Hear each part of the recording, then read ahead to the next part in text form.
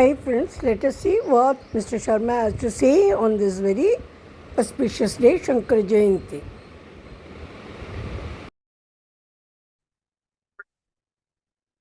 Adi Shankara is perhaps one of the most shining examples in the history of mankind of what a young man endowed with faith in himself is capable of doing.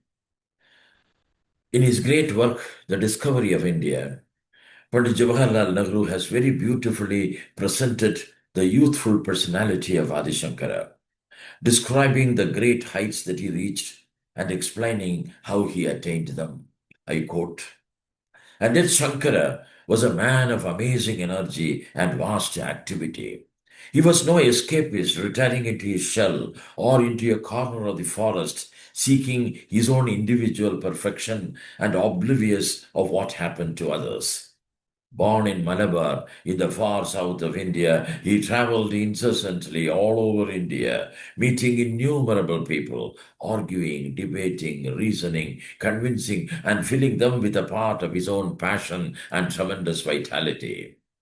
He was evidently a man who was intensely conscious of his mission, a man who looked upon the whole of India from Cape Comorin to the Himalayas as his field of action and as something that held it together culturally and was infused by the same spirit, though this might take many external forms.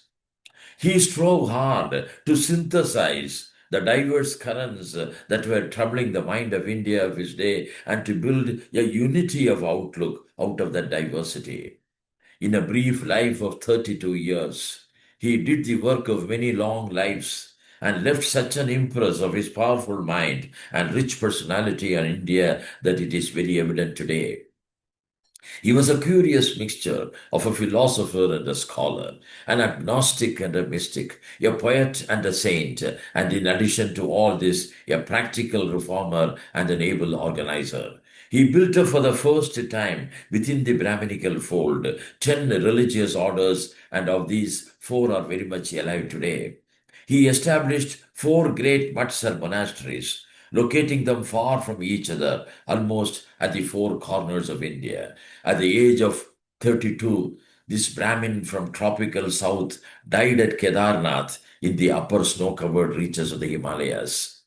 There is a significance about these long journeys of Shankara throughout this vast land when travel was difficult and the means of transport very slow and very primitive. Unquote. Pandit Nehru says that he brought about a unity of outlook out of that diversity. In a sense, I would say that Adi Shankara conducted a mediation at a very large scale at the intellectual and spiritual plane by bringing about a cultural unity, a unity in diversity. Thank you.